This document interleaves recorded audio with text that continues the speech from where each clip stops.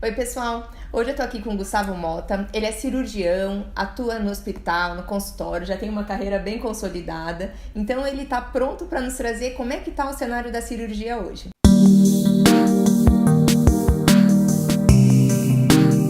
Tudo bem, Gu? Tudo ótimo, graças a Deus, Cris. E aí, vamos trazer pro pessoal um cenário macro e depois a gente vai destrinchando? O que você acha? Vamos lá, vai ser um prazer poder contribuir um pouquinho sobre a nossa paixão, que é a cirurgia na odontologia. E como é que tá? Quem hoje, assim, tá decidindo se segue ou não pra essa área, tem campo, não tem campo, onde que ela pode atuar? Tá. Ó, eu vejo o seguinte, né? Eu acho que todo profissional que se dedica à área tem seu espaço. Aquele profissional que vai levar no banho-maria, aí faz um jeitinho daqui, outro dali. Esse ou faz um pouco de tudo, Faz né? um pouco de tudo, acho que esse aí acaba não focando tanto e acaba não se tornando um profissional que ele gostaria de se formar. A cirurgia em si, né, ela é muito ampla, ela não é simplesmente tirar um dente hoje, né? Uhum. Hoje a gente acaba atuando em várias áreas de cirurgias grandes e de cirurgias menores. Uhum. Então, eu vejo da seguinte forma: quando uma pessoa pensa em fazer cirurgia, ele pensa em fazer cirurgia tudo. Ele pensa em fazer cirurgia no consultório, ele pensa em trabalhar só no hospital, ele pensa em trabalhar só no hospital dando plantão, ou ele pensa em trabalhar só no hospital levando o paciente dele no consultório para o hospital. Então, talvez um primeiro passo seria pensar de que maneira eu quero trabalhar. Porque assim, eu falo assim, eu fiz cirurgia, mas hoje eu não atuo em todas as áreas. Hoje eu trabalhei muitos anos dando plantão em hospital, atendendo paciente politraumatizado, que é uma área, né, da cirurgia bucomaxilo, e hoje eu não faço mais isso. Você fez residência ou você fez... Em hospital. Tá. Então, assim, por que eu tô falando isso? Porque às vezes a pessoa fala assim, não, eu gostaria de trabalhar no paciente politraumatizado. Eu gostaria de trabalhar no paciente no consultório que precisa fazer uma cirurgia no hospital. É uma outra área. Uma outra área, por exemplo, uma cirurgia ortognática. Hoje eu falo com toda a humildade que as pessoas que fazem cirurgia ortognática mesmo, né, que em São Paulo, no Brasil, elas fazem cirurgia ortognática. Elas não fazem cirurgia, traumatologia, elas se dedicam para a cirurgia ortognática, né? É uma área que também está em constante evolução de materiais, de planejamento, né? Hoje a gente consegue fazer uma série de coisas do ponto de vista virtual, né? A gente consegue simular como o paciente vai ficar. Mas assim, o que eu gostaria de falar é assim, eu acho que a primeira coisa que a pessoa que está pensando em fazer isso é saber que precisa se dedicar bem, né? Como qualquer outra área. E a segunda é saber onde vai atuar, porque eu posso fazer uma especialização de bucomaxilo e me dedicar, como eu conheço vários colegas que se dedicam no consultório e fazem cirurgia de enxerto, fazem implante, fazem terceiro molar e estão super felizes. E não atuam no hospital. E conheço outros profissionais que fizeram especialização de bucomaxilo e dão plantão em hospital e também estão super felizes. E conheço outros profissionais que estão atuando no consultório, levando esse paciente que precisa para o hospital. Bem pontual, não necessariamente ele faz cirurgia, ou ele leva e ele faz? Ele leva e ele faz, ou ele tem uma equipe também, pode ser o que acontece, e isso acaba também realizando o profissional. Eu acho que o mais importante né, só para a gente resumir isso, é entender que a cirurgia ela atua no hospital no ponto de vista do traumatologia, no hospital no ponto de vista do paciente eletivo do consultório para levar para o hospital. Esse paciente eletivo do consultório para levar para o hospital são pacientes com deformidade, que aí entra a cirurgia ortognática. É um paciente que precisa fazer um dente do siso, que por algum motivo ele é sindrômico, ele não é colaborativo, ele tem um problema sistêmico, que eu não posso fazer essa cirurgia no consultório, eu levo ele para o hospital. É um paciente que eu preciso fazer um enxerto maior, porque eu preciso fazer um implante, eu levo ele para o hospital, é uma outra área. E a outra área é o quê? São esses pacientes, são esses profissionais que querem atuar simplesmente no consultório e fazem uma formação de bucomaxilo, que é uma formação mais ampla do ponto de vista de conhecer farmacologia, de conhecer bem, para fazer uma boa anamnese, de saber resolver complicações, né? Porque hoje o que eu percebo né, entre colegas é que muita gente faz, por exemplo, algum procedimento específico, mas poucas pessoas resolvem as complicações. Né? Então eu acabo às vezes recebendo indicação de colegas, falando, aconteceu isso, tive um problema. Então assim, poucos resolvem as complicações, mas muitos fazem o procedimento. Então o fazer talvez se torne uma rotina, mas a complicação são poucos os profissionais que vão resolver. E Gu, como é que funciona? Você falou bastante as maneiras de se atuar dentro do hospital. Normalmente é uma área que é bastante atrativa, né, para aquele dentista que decide realmente seguir para cirurgia. Os hospitais hoje, você tem que se afiliar a ele, é contrato, você paga por vez que você vai usar, dá para abrir um pouquinho nesse Os hospitais é da seguinte forma, eu posso trabalhar como plantonista no hospital. Você é contratado do hospital? Eu sou contratado do hospital, eu faço lá, por exemplo, 24 horas semanais. Então o hospital me contrata e eu trabalho, ou eu fico lá de plantão ou eu fico à distância. Sou contratado do hospital.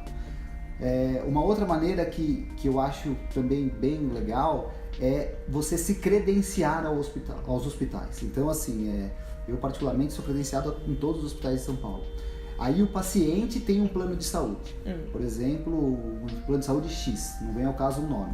Esse plano de saúde X autoriza o hospital Y, que eu sou credenciado. Então eu faço uma carta para o plano de saúde dizendo que esse paciente precisa fazer um procedimento odontológico ou uma deformidade facial, ou ele tem um trauma que eu estou levando ele para o hospital por algum motivo, que um colega, ou pode acontecer, fraturou a mandíbula, eu preciso resolver isso no hospital. Eu sou credenciado. Eu não posso aparecer lá, eu terminei a odontologia, tenho o meu CRO, eu apareço num hospital, no Sírio-Libanês, por exemplo, no Oswaldo Cruz, no São Luís, seja qual for, falar, não, eu quero operar que eu tô com problema, não consigo. E esse credenciamento, ele é pago? Não é pago. Você termina, você é obrigado, né, alguns hospitais obrigam você a ser bucomaxilos, outros apenas a formação de dentista, e aí você consegue levar o seu paciente para resolver o problema que for no hospital, mas você precisa fazer um credenciamento prévio. Esse credenciamento tem dois tipos, ou um credenciamento efetivo, que você é credenciado, né? Ou é provisório, eles credenciam você só pro procedimento e depois você tem que fazer o efetivo se você quiser. Os hospitais cada vez mais, né, particularmente, alguns estão dificultando mais o credenciamento. Pelo volume? Pelo volume e também, né, o que a gente conversou no começo, o hospital também gostaria de um profissional que tivesse uma formação boa, então ele não vai credenciar qualquer um, né? Então eles também falam assim, não vou credenciar qualquer um, eu dou um problema aqui e aí acaba sendo uma situação ruim para o hospital. Gu, mas você tá falando, parece tão fácil. Eu vou me formar, vou fazer cirurgia, entrar no hospital e pronto, tô ganhando milhares por mês e tudo mais. Como é que é? Realmente é isso? O que tá por trás? Aonde seria a grande dificuldade hoje para ele conseguir se consolidar em um mercado que tem tanta concorrência? A primeira coisa que eu queria falar é o seguinte, eu vejo da seguinte forma as mídias sociais, né? Às vezes a mídia social vende o procedimento que fosse uma coisa muito simples de fazer. Aí a pessoa que está se formando fala assim, eu consigo fazer isso. E aí quando vai fazer o procedimento, não consegue fazer e acaba se frustrando e criando um peso na vida dela. Que às vezes sai pela culatra. Até largando, por exemplo, a cirurgia, como eu conheço alguns colegas que até largaram por algumas intercorrências que tiveram e algumas dificuldades que tiveram no dia a dia. Então acho que a primeira coisa é estar preparado e consciente no que você vai fazer. Aí você resolveu, falou, vou fazer a cirurgia, no caso a bucomaxilo. A gente tem hoje duas formas de fazer isso. A especialização, que são normalmente, né, 1-2 vezes por semana no máximo, e a residência, que você convive isso dentro do hospital, você tem se dedicar a isso exclusivo para a residência. Óbvio que a residência você acaba tendo uma formação muito melhor do que uma especialização. Sim, você vê mais casuísticas. Sim. Né? Na residência você acaba operando muito mais do que na especialização, que você acaba fazendo mais cirurgia oral menor. Então são duas coisas diferentes, mas as duas hoje vão te dar o título. Tá tendo uma discussão de acabar com a especialização e só ter a residência, mas isso ainda não aconteceu e eu não sei se isso vai acontecer, mas hoje ainda tem as duas possibilidades. A rigor, se for pensar um hospital para contratar, igual você falou, trabalhar 20 e tantas horas, ele pode preferir alguém que fez a residência, alguém da especialização, ou isso ele não faz? Ele não vai saber, porque quando você termina e você fez a especialização ou a residência, você tem o título de bucomaxilo. Quando você vai apresentar para o hospital, os dois... Você tem o título de bucomaxilo? Tem. Se você fez a residência ou a especialização, ele, teoricamente... ele não vai ter, ele vai, você tem o título de bucomaxilo, os dois vão te dar o título. Só que óbvio que a residência te dá uma formação muito mais enraizada, né, com muito mais conhecimento. A especialização você acaba tendo os horários mais flexíveis. Tá. E aí, então, ele precisaria se preparar para isso, né? Que a gente está aprendendo na questão do mercado. Aí o que acontece? Aí hoje, né, tem muita gente, né? Então, é óbvio que está mais concorrido, né? A gente percebe isso até quando a gente conversa com as pessoas, a gente vai dar aula. Antes a gente dava para, né? Estava falando, a gente dava para 20 pessoas, hoje a gente faz alguma coisa, tem 150 pessoas assim. Tem muita gente procurando, então hoje é mais difícil entrar numa residência. Porque são poucas vagas, né? Normalmente tem alguns hospitais que são 2 só por ano ou 3 por ano. Sério? Nossa, então, que é o R1, R2, isso é mais difícil.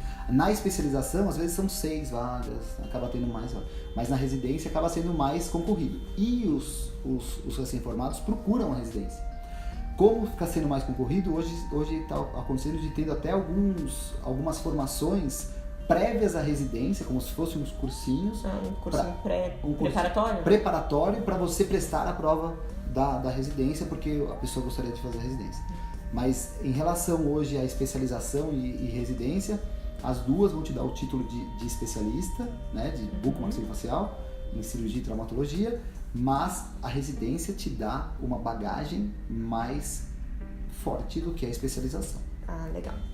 E tá bom, então assim, tem algum conselho, alguma chave assim que você gostaria de encerrar para quem que tá receoso ou não? O que eu podia falar hoje, eu já tô com 21 anos de formado já, se eu fosse fazer de novo uma faculdade, eu faria odontologia e faria cirurgia, né? Me dedicaria aos implantes, à cirurgia ortognática, que é uma coisa que me dá muito prazer em resolver os problemas dos pacientes.